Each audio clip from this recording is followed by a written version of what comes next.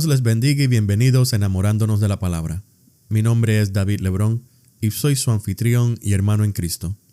En el episodio anterior comenzamos nuestra serie No hay otro nombre, en la cual estaremos mirando las características del nombre de Jesús. La palabra nos dice que el nombre de Jesús está sobre todo nombre y quizás nos preguntemos ¿por qué? En este estudio intentaremos contestar esa pregunta presentando a Jesús como la simiente de la mujer, como el verdadero profeta, como el gran sumo sacerdote, como el rey conquistador, como el hijo de hombre, como el sirviente sufrido y como el cordero en el trono. Ya hemos visto a Jesús como la simiente de la mujer y en nuestro segundo episodio de la serie, lo presentaremos como el verdadero profeta. El texto que estaremos considerando se encuentra en Hebreos 1, versículos 1 al 2, que dicen así: La palabra de Dios se lee en el nombre del Padre, del Hijo y del Espíritu Santo. Amén. Dios, habiendo hablado muchas veces y de muchas maneras en otro tiempo a los padres por los profetas, en estos postreros días nos ha hablado por el Hijo, a quien constituyó heredero de todo, y por quien asimismo hizo el universo. Oremos. Dios Todopoderoso, te damos toda la gloria y toda la honra, pidiéndote, Señor, perdón por nuestros pecados. Te pedimos, mi Señor, que sea tu Santo Espíritu guiándonos para así, mi Señor, poder presentar un estudio digno del nombre de Jesús. Esto, mi Señor, te lo pedimos en el nombre de tu Hijo amado Jesús. Amén. Las Escrituras nos urgen a mantener nuestros ojos en Jesús. Un ministro escocés de nombre Robert McCheyne murió a la temprana edad de 29 años. Pero aunque su vida fue corta, su legado fue uno que fue marcado por sus prédicas y su misma vida, ya que ambas estaban centradas en la persona de Cristo. Él dijo las siguientes palabras: Aprendamos mucho del Señor Jesús, y por cada mirada que nos demos a nosotros mismos, pongamos 10 miradas en la excelencia de Cristo. Esas son palabras en las que deberíamos reflexionar a menudo, porque esa es nuestra necesidad. El llenar nuestras mentes y corazones con la grandeza e incomparable gloria de Jesús, esa es nuestra necesidad. Cuando pensamos en la sociedad narcisista en la que vivimos hoy, somos tentados y hasta exhortados a enfocarnos en nosotros mismos. Cuando eso suceda, recordemos las palabras de Robert McCheyne y pongamos las próximas 10 miradas en la excelencia de Jesús. En el episodio anterior ya pusimos nuestra mirada en Jesús como la simiente de la mujer. Pero además de eso, la Biblia nos ayuda a verlo como el Cristo. La palabra Cristo significa el ungido. En el Antiguo Testamento vemos que las personas eran ungidas para ejercer 3 roles específicos: profeta, sacerdote y rey. Y estas 3 dimensiones revelan la persona y su trabajo. Cuando Juan Calvino introdujo este tema en su escrito Institutos de la Religión Cristiana, él notó que algunos de sus contemporáneos usaban esos títulos de Jesús de una manera fría y sin efecto alguno porque ellos no conocían lo que cada uno de esos títulos contenía.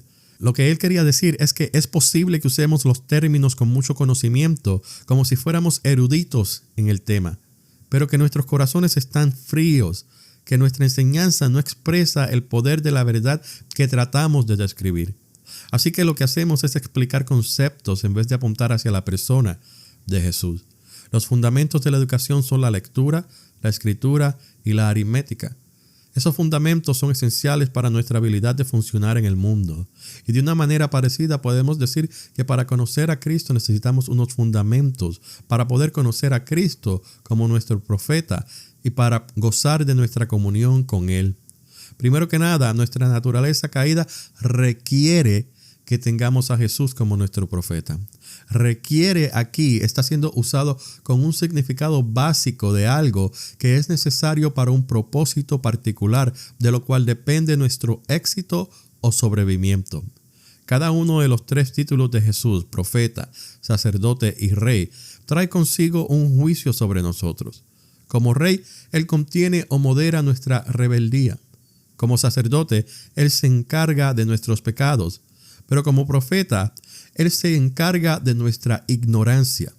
La ignorancia espiritual es la razón por la que Dios envió profetas a través de la historia bíblica hasta que finalmente envió al profeta verdadero y final, nuestro Señor. Después de la caída del hombre en Génesis 3, Dios vio que la intención del corazón y los malos pensamientos en el hombre serían continuos. Y según leemos la Biblia, descubrimos que esta rebelión no solo era voluntaria, sino que estaría acechando nuestro corazón constantemente. Es por eso que el salmista dice, el necio dice en su corazón, no hay Dios. Y ya cuando llegamos al Nuevo Testamento, como en Romanos 1:21 leemos, sino que se envanecieron en su razonamiento y su necio corazón fue entenebrecido. Y como dice Efesios 4:18, teniendo el entendimiento entenebrecido, ajenos de la vida de Dios por ignorancia que en ellos hay, por la dureza de su corazón. En medio de este tipo de ignorancia espiritual fue a la que vino Jesús. A través de su ministerio como profeta, la luz debía alumbrar en medio de las tinieblas. La gente amó las tinieblas en vez de a la luz porque sus obras eran malas. De hecho, esta oscuridad era una oscuridad interna, tan profunda que el hombre fue cegado al hecho de que estaban ciegos. El hombre solamente está consciente de su condición cuando Jesús viene a revelarle su condición. Solamente por medio de la gracia de Dios el hombre descubre que no se puede llegar a Dios con conocimiento espiritual. Ese no es el camino. Juan Calvino una vez más dijo que el corazón del hombre es una fábrica perpetua de ídolos. Es por eso que Dios ha hablado a través de profetas de muchas maneras. Los profetas hablan con claridad acerca de este tema. Ellos continuamente dicen, así dice el Señor. La gente debe escuchar la palabra de Dios. La profecía en el Antiguo Testamento fue una manera en que un Dios infalible usó a hombres falibles para traer una palabra infalible a un pueblo falible. Isaías, de una manera crítica, lo dijo de la siguiente manera en Isaías 44, 14 al 20. Corta cedros y toma ciprés y encina, que crecen entre los árboles del bosque. Planta pino que se críe con la lluvia. De él se sirve luego el hombre para quemar y toma de ellos para calentarse. Enciende también el horno y cuece panes. Hace además un dios y lo adora. Fabrica un ídolo y se arrodilla delante de él. Parte del leño quema en el fuego. Con parte de él come carne. Prepara un asado y se sacia. Después se calienta y dice, oh, me he calentado, he visto el fuego. Y hace del sobrante un dios, un ídolo suyo. Se postra delante de él, lo adora y le ruega diciendo, líbrame porque mi Dios eres tú. No saben ni entienden, porque cerrados están sus ojos para no ver y su corazón para no entender. No discurre para consigo, no tiene sentido ni entendimiento para decir, parte de esto quemé en el fuego, y sobre sus brasas cocí pan, asé carne y la comí. Haré del resto de él una abominación. Me postraré delante de un tronco de árbol. De ceniza se alimenta. Su corazón engañado le desvía para que no libre su alma, ni diga, ¿no es pura mentira lo que tengo en mi mano derecha? Quizás cuando leemos esas palabras pensamos, pero eso fue hace mucho tiempo y ya no vivimos bajo tal disparate. Pero la verdad es que continuamos fabricando ídolos hechos a nuestra imagen. Estos dioses de nuestra propia invención tienen muchas formas, pero todos ellos, de una manera u otra, asumen una naturaleza sagrada. Asumimos que la manera de acercarnos a Dios es buscándolo en nosotros mismos, que Él está ahí en lo más profundo de nosotros. Necesitamos un profeta que destrone nuestra ignorancia, porque de lo contrario la gente deja de creer en el Dios de la Biblia. Y no es porque comienza a creer en nada, sino porque comienzan a creer en cualquier cosa. Nuestro ser requiere que Jesús sea nuestro profeta. Ese es nuestro primer fundamento. Nuestro segundo fundamento es revela. Dios ha hablado muchas veces y de muchas maneras en otro tiempo a los padres por los profetas, pero en estos días nos ha hablado por el Hijo. Son las palabras del autor de la carta a los hebreos. Este rol revelado es parte vital del ministerio de Jesús. Moisés, quien fue el primer gran profeta, habló de un profeta que había de venir.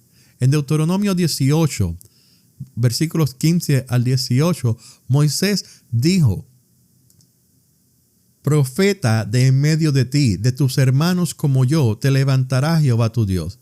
A él oiréis, conforme a todo lo que pediste a Jehová tu Dios en Horeb el día de la asamblea, diciendo: no vuelva yo a oír la voz de Jehová mi Dios, ni vea yo más este gran fuego para que no muera. Y Jehová me dijo: han hablado bien en lo que han dicho.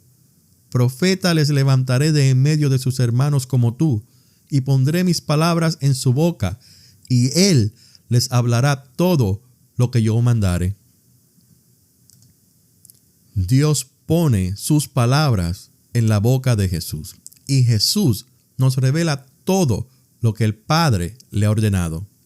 En ambos testamentos, el Antiguo y el Nuevo, se ve la expectativa de este ministerio en el Cristo. Pensemos, por ejemplo, en la manera en que Simeón tomó al niño Jesús en sus brazos en el templo. ¿Qué fue lo que le dijo? Mis ojos han visto tu salvación, luz para revelación a los gentiles. Simeón esperaba el cumplimiento y manifestación de la palabra profetizada hace mucho tiempo. Esa expectativa se había esparcido y había infiltrado la mente de los samaritanos. La mujer samaritana conocía lo suficiente como para decirle a Jesús: cuando venga el Mesías, Él nos declarará todas las cosas. No sé ustedes, pero es fascinante que tales palabras provengan de tal persona. Mientras Jesús le habla, ella responde: me parece que eres profeta. Ella, buscando ponerle fin a la conversación, dijo: cuando venga el Mesías, todas estas cosas serán aclaradas. Ella no esperaba la respuesta de Jesús: yo soy el que habla contigo. Su asombro fue parecido al de los de la congregación en la sinagoga de Nazaret, donde Jesús, después de leer el libro de Isaías, declaró: hoy se ha cumplido esta escritura delante de ustedes. Antes que nada, Jesús fue aclamado como profeta por la gente.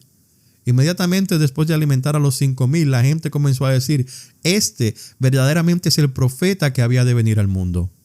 Cuando Jesús detuvo la procesión fúnebre en Naín y resucitó al niño de la viuda, la gente respondió diciendo: un gran profeta se ha levantado entre nosotros.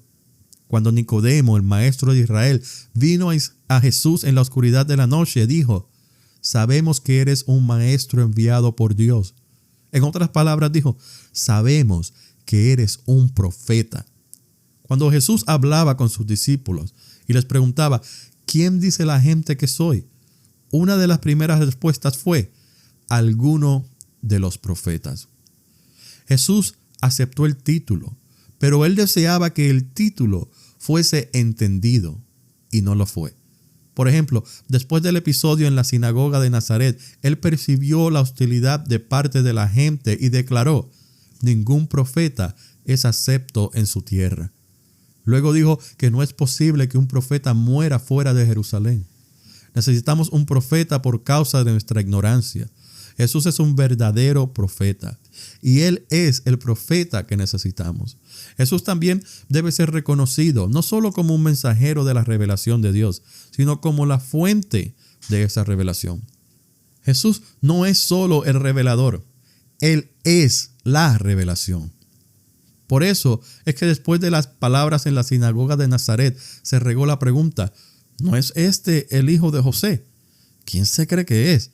¿Por qué no podemos despegar nuestros ojos de él? ¿Quién es este que dijo: hoy esta escritura se ha cumplido delante de ustedes?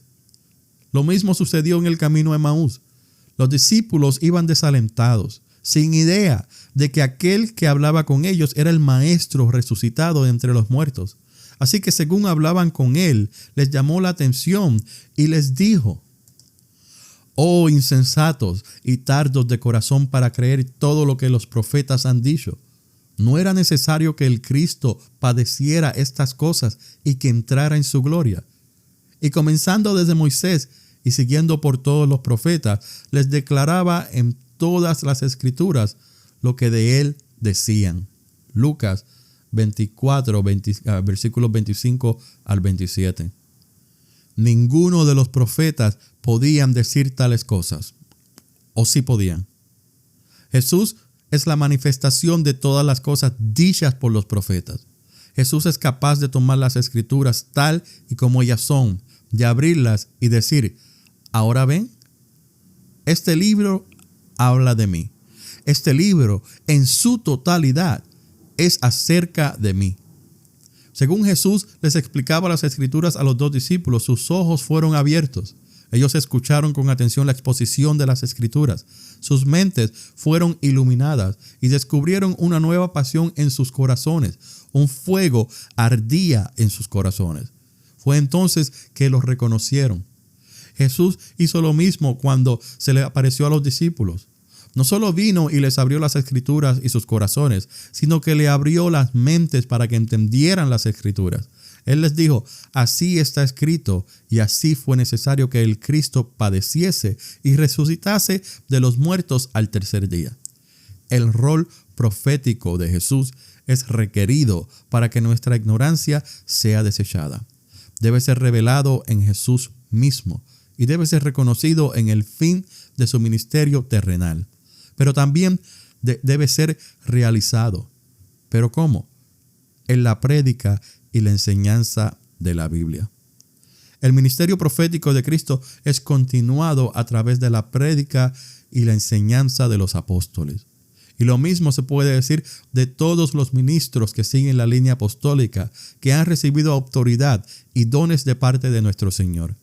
Es una tarea continua el traer las escrituras a las almas que necesitan escucharlas para que sus mentes sean abiertas y su necedad e ignorancia sean desechadas. Si fallamos en lograr esto, entonces nuestra predicación y nuestra enseñanza del testimonio bíblico de Cristo será empobrecido.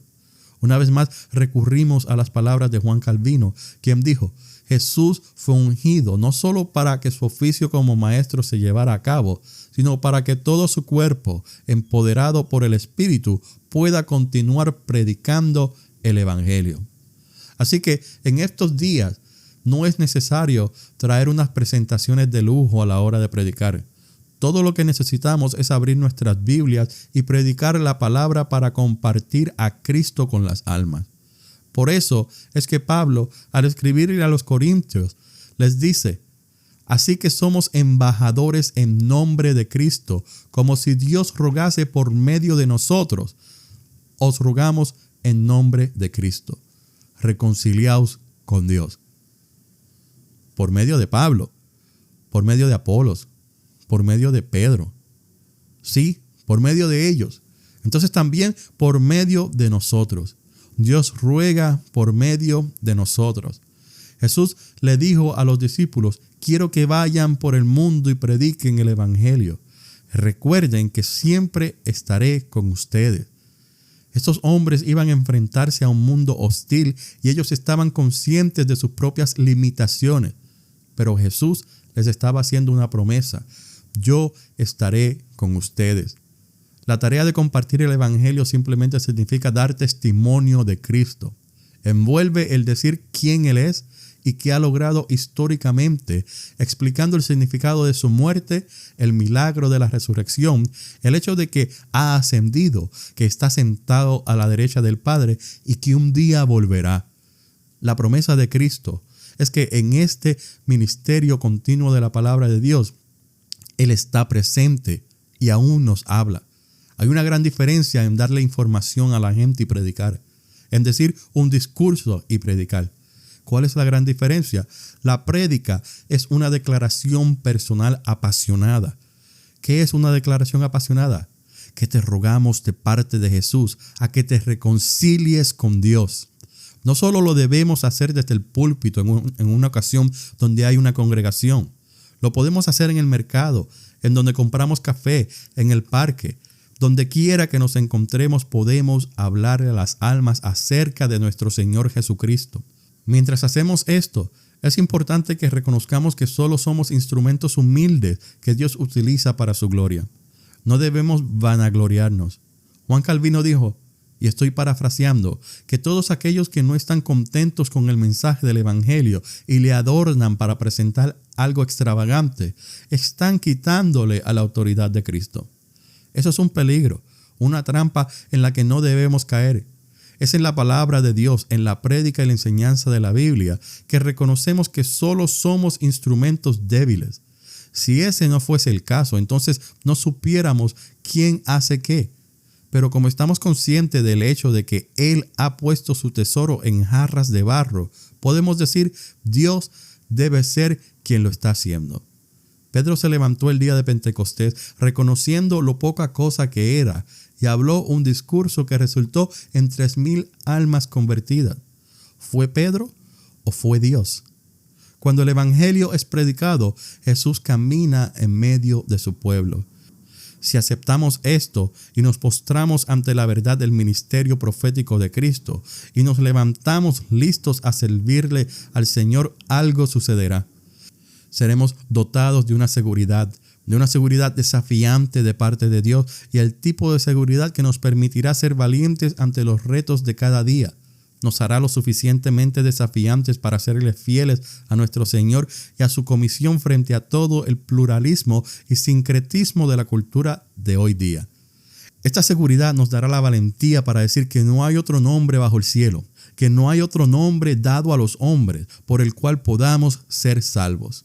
No debemos avergonzarnos de decir que Jesús es el camino, la verdad y la vida, y tampoco nos cohibiremos y terminaremos ese versículo que dice, y nadie viene al Padre si no es por mí.